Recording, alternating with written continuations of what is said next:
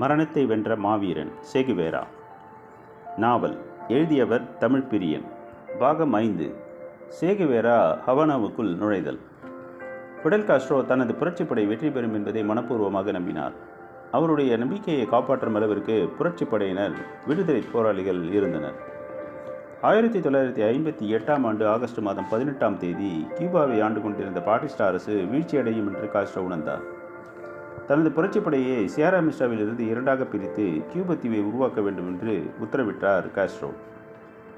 இரண்டாவது போர் முனைக்கு ரால் காஸ்ட்ரோவையும் அடுத்த பிரிவுக்கு காமிலோவை தலைவராக நியமித்தார். குவேராவை படைப்பிரிவுக்கு தலைமை தாங்க சொன்னார் காஸ்ட்ரோ. 150 புரட்சி வீரர்களுடன் மலைப்பகுதியிலிருந்து நெடுந்தூரம் பயணம் மேற்கொண்டார் குவேரா.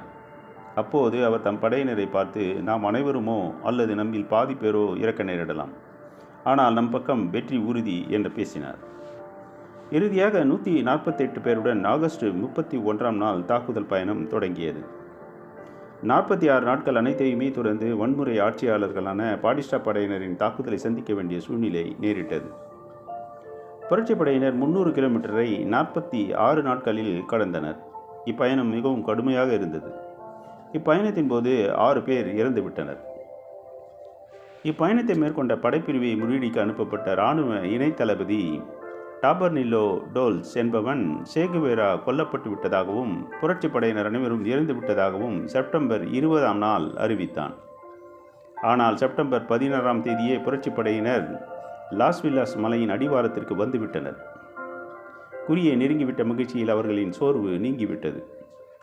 ஆனால் வெற்றி பெற மேலும் 3 மாதங்கள் அவர்கள் காத்திருக்க வேண்டியிருந்தது. ஒரு வழியாக வாஸ்வில்லாவுக்கு வந்த பிறகு புரட்சிக்கு ஆதரவாக அனைவரையும் ஒன்று திரட்டும் கடுமையான பணியில் சேகுவேரா ஈடுபட்டார். விவசாயிகளுக்கு குத்தகையை ரத்து செய்தல், காபி உற்பத்தி செய்யும் சிறுநிலத்தின் உரிமையாளர்களுக்கு வரி விலக்கு அளித்தல் போன்ற வாக்குறுதிகளை அளித்தார். நில சீர்திருத்தம் செய்வது கடுமையானதாக இருந்தது. அது இடத்திற்கிடம் வித்தியாசப்பட வேண்டியதாக இருந்தது. விவசாயிகள் நில மறு விநியோகத்தை எதிர்பார்த்தனர். எனவே விவசாய இயக்கம் தேவைப்பட்டது. அதையும் குவேரா அமைத்தார். கம்யூனிஸ்டுகள் பண்ணைகளின் மீது தாக்குதல் தொடங்க குவேராவை வற்புறுத்தினர். பிடல் காஸ்ட்ரோவுடன் இருந்த கம்யூனிஸ்ட் தலைவர் ரோபா குரூவஸை தீவிர நிலச்சீர்திருத்தத்தை வற்புறுத்தியதற்காக லாப்லாட்டா முகாமத்திலிருந்து வெளியேற்ற முயன்றபோது குவேரா அதை தடுத்தார். சியராவிலிருந்து வெளியேற்றப்பட வேண்டிய அமெரிக்க பத்திரிகையாளர்களை தவிர கம்யூனிஸ்டுகள் அல்ல. அவ்வாறு கம்யூனிஸ்டுகளை நாம் வெளியேற்றினால் பாடிஸ்டாவும் நமக்கும் வித்தியாசம் இருக்காது என்று கூறினார் குவேரா. குவேராவின் நியாயமான கருத்தை காஸ்ட்ரோ ஏற்றுக்கொண்டார். குவேரா தன்னை ஒரு சுய கம்யூனிஸ்டாக கருதி கொண்டார். அமெரிக்கர்கள் பாடிஸ்டாவுக்கு ஆயுதங்களை அனுப்பி கொண்டிருந்தனர். அதை எப்படியாவது தடுப்பதே காஸ்ட்ரோவின் முயற்சியாக இருந்தது. குவேராவும் இம்முயற்சியில் காஸ்ட்ரோவுக்கு பக்கபலமாக இருந்தார். வாஷிங்டனில் காஸ்ட்ரோவின் புரட்சி படையினரை அழிக்கவும் பாடிஸ்டாவுக்கு உதவவும் விவாதம் நடந்து கொண்டிருந்தது. குவேரா எதையும் துணிந்து செய்வதில் கெட்டிக்காரர். ஷாங்டி பில்டர்ஸ் என்ற ஊரில் இருந்து வங்கிகளை கொள்ளையடிக்குமாறு ஒடஸ்கிக்கு ஆணையிட்டார். ஒடஸ்கி என்பவர் தமது 27வது வயதில் புரட்சி அரசியலில் இணை அமைச்சராக நியமிக்கப்பட்டவர். திடீரென்று பதவியிலிருந்து நீக்கப்பட்டு சிறையில் அடைக்கப்பட்டார். விசாரணைக்கு பிறகு விடுதலை செய்யப்பட்டு மீண்டும் குவேராவின் தொழில் அமைச்சகத்தில் நியமிக்கப்பட்டவர். ஓடல்ஸ்கி குவேராவை பார்த்து, உங்கள் ஆணைக்கு கீழ்ப்பணிவது எனது கடமை. ஆனால் கொள்ளையிட்டால் புரட்சிக்காரர்களை பற்றி மக்களிடம் இழிவான எண்ணம் ஏற்பட்டுவிடும்.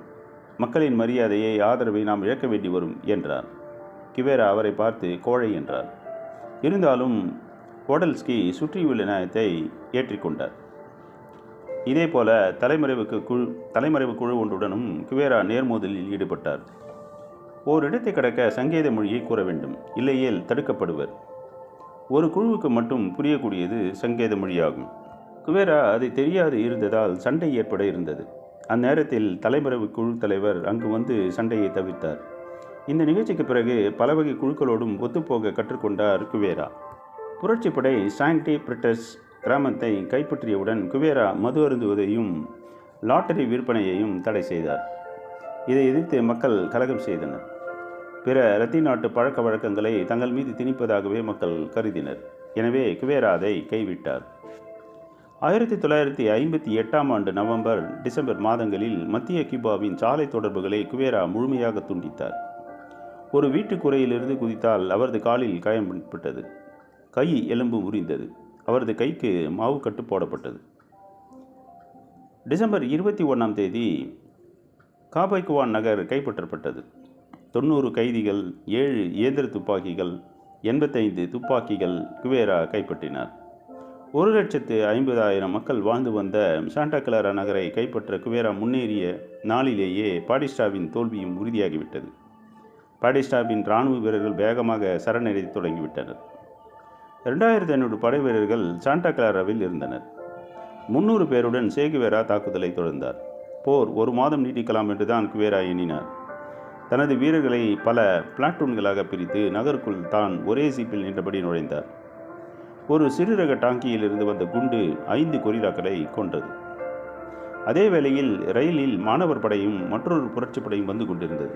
எனவே அது வந்து சேர்வதற்காக குவேரா சிறிது நேரம் போரை நிறுத்தி வைத்தார். அதே வேளையில் இராணுவத்தின் துணைப்படைகள் வராமலும் பார்த்து கொண்டனர். இராணுவ வீரர்கள் காப்பு அரண்களுக்குள் பாதுகாப்பாக அமர்ந்திருந்தனர். இராணுவத்தினர் விமானப்படையின் உதவியை நாடினர். அது கிடைக்கவில்லை. மக்கள் இராணுவ டாங்கி நகர முடியாதபடி தடைகளை போட்டனர். குவேராவின் புரட்சி வீரர்களை பல இடங்களில் பதுங்கிக் கொள்ள உதவியும் செய்தனர். ரயில் மூலம் ஆயுதங்களுடன் வந்த இராணுவ தலைமை அதிகாரிகள் 2 நாள்களுக்கு முன்பே தண்டவாளங்கள் தகர்க்கப்பட்டிருப்பதை கண்டனர். பின்னாளில் வந்த ரயில் பெட்டி கவிழ்ந்தது. அதிலிருந்த வீரர்கள் செய்வதறியாது திண்டாடிய போது குவேரா படையினர் அவர்கள் மீது பெட்ரோல் வெடிகுண்டுகளை வீசினர். இதனால் இராணுவத்தினர் ஆயுதங்களுடன் சரணடைய முன்வந்தனர். ஆயுதங்களை கைப்பற்றிய மாணவர் இயக்கம் ஹவானாவை நோக்கி சென்றது. கொலம்பியாவை கைப்பற்ற காமிலோவிடம் காஸ்ட்ரோ ஒப்படைத்தார். ஜனவரி 3ஆவது நாள் ஹவானாவுக்குள் காமிலோ மக்கள் வரவேற்புக்கிடையில் குவேரா தன் புரட்சி படையினருடன் நுழைந்தார். அப்போது காஸ்ட்ரோவும் ஹவானாவுக்கு வந்து கொண்டிருந்தார். அவரை வரவேற்க குவேரா மடான் சாவுக்கு சென்றார். ஒரு டாங்கியில் நின்றபடியே இருவரும் மக்களின் மகிழ்ச்சியான வரவேற்புக்கிடையில் ஹவானாவில் வலம் வந்தனர். ஜனவரி 9ஆம் தேதி கியூப மக்களை அழைத்து வர காமிலோ ஒரு விமானத்தை அனுப்பினார்.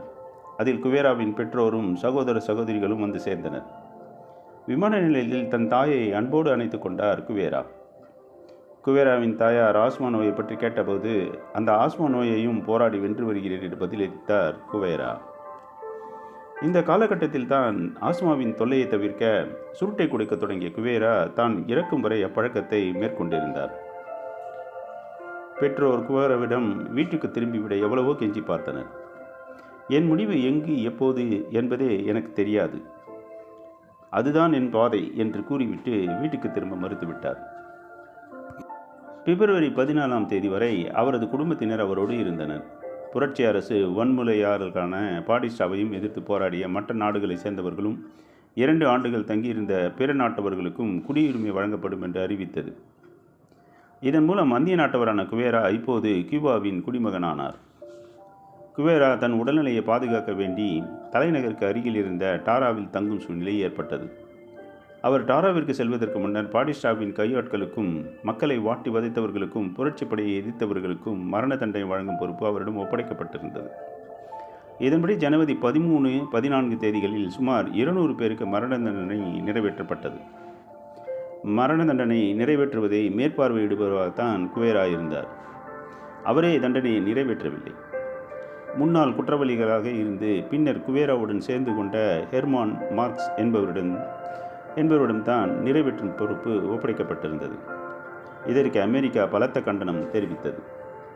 ஹவானாவில் உள்ள விளையாட்டரங்கில் பகிரங்க விசாரணை நடைபெறும் என்று காஸ்ட்ரோ அறிவித்தார். இதனால் கண்டனம் குறையவே இல்லை. கியூபாவிற்கு கெட்ட பெயர் வரும்படியான செயல்களில் அமெரிக்கா இறங்கியது. சேகுவேரா ஒவ்வொரு தண்டனையை நிறைவேற்றும் போதும் மிகவும் கவலை அடைந்தவராகவே காணப்பட்டார். இதை தவிர வேறு வழி இல்லையா என அவரது மனம் துடித்தது என்று ஒருவர் எழுதியுள்ளார். எது எப்படி இருந்தாலும் இந்த மரண தண்டனை கியூபாவின் வரலாற்றில் இரத்தக்கரை படிந்த ஒரு அத்தியாயமாகி போனது. குவேரா ஆஸ்துமா நோயினால் பாதிக்கப்பட்டு டாராவில் தங்கியிருந்த போது இருமிக் கொண்டே கொரில்லா போர் முறை என்ற நூலை எழுதினான். அது பல லட்சம் பிரதிகள் விற்பனையாயின. குவேரா குணமடைந்த பிறகு காஸ்ட்ரோவின் கோச்சிமாரில் இருந்த வீட்டில் தங்கினார். 1958ஆம் ஆண்டு பனாமா, நிகாரகுவா, டொமினிக்கன் குடியரசு, ஹெய்தி ஆகிய நாடுகளில் இருந்த பிற்போக்கு ஆட்சிகளை நீக்குவதற்காக கியூபாவின் உதவியுடன் புரட்சி குழுக்களை குவேரா அனுப்பி வைத்தார். அக்குழுக்கள் எங்கும் வெற்றி பெறவில்லை. காலப்போக்கில் கியூபாவுக்கு ஒரு முழு பொருளாதார வளர்ச்சி திட்டம் அவசியம் என்பதை குவேரா உணர்ந்தார். நீண்ட காலமாக கியூபா சர்க்கரையை மையமாக கொண்ட பொருளாதாரத்தை சார்ந்த நாடாக இருந்தது. கியூபா நாட்டில் பாதி இடம் கரும்பு விளையும் பூமியாக இருந்தது. அதில் பாதிக்கு மேல் மற்ற நாட்டு பண்ணையாளர்களிடம் இருந்தது. விடுதிகளையும் வணிக நிறுவனங்களையும் தவிர பல வகை தொழிற்சாலைகள் இல்லை. கியூபா மற்ற பொருட்களுக்கு பிற நாட்டை எதிர்பார்க்கும் நிலை இருந்தது.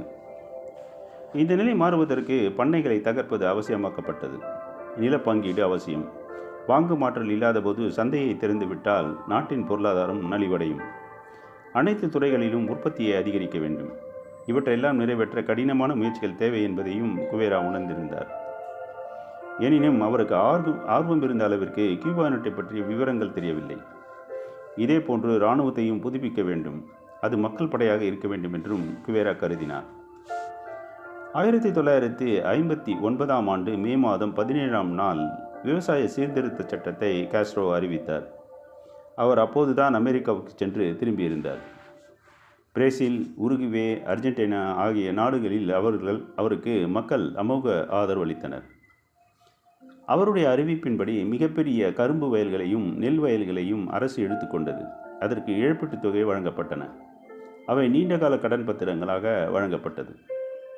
யுனைடெட் ஃபுட் கம்பெனியும் கிங் ராஞ்ச் போன்ற கம்பெனிகளும் பழிவாங்கும் செயலில் ஈடுபட்டன. நியூயார்க்கில் பங்குகள் சரிந்தன. சதி வேலைகளும் தாக்குதல்களும் தொடங்கின. இதன் விளைவாக குடியரசுத் தலைவர் மேனுவேல் இதை கண்டித்து பதவி விலகினார். இதைத் தொடர்ந்து காஸ்ட்ரோ ஜூலை 14ஆம் தேதி பிரதமர் பதவியிலிருந்து விலகினார். சில மிதவாதிகளும் அரசியலிலிருந்து நீக்கப்பட்டனர். மக்கள் பெருந்திரளாக கூடி பிடல் காஸ்ட்ரோ பதவி விலகக்கூடாது என்றும் அவரே நாட்டின் ஒரே தலைவர் என்றும் முழங்கினர். பேரணிகளும் நடைபெற்றன. 5 நாட்களுக்கு பின் காஸ்ட்ரோ மீண்டும் ஆட்சி பொறுப்பை ஏற்றார். கம்யூனிஸ்ட் கட்சியின் தலைவர்களை மந்திரி சபையில் சேர்த்து கொண்டார். குவேரா தொழில்துறையின் தலைமை நிர்வாகியாக நியமிக்கப்பட்டார். தொழில்துறை பொறுப்பை கவனித்து வந்த குவேரா காமிலோ, ரால் காஸ்ட்ரோ ஆகியோருடன் இணைந்து இராணுவ வீரர்களுக்கு பயிற்சி அளித்து வந்தார். இதே காலத்தில் குவேரா ஒரு மிதவாதியைப் போல காட்சியளித்தார். மிதவாத கருத்துக்களையே அமெரிக்கா நம்பும்படி வெளியிட்டு வந்தார். மரணத்தை வென்ற மாவீரன் சே குவேரா நாவல் தொடரும்.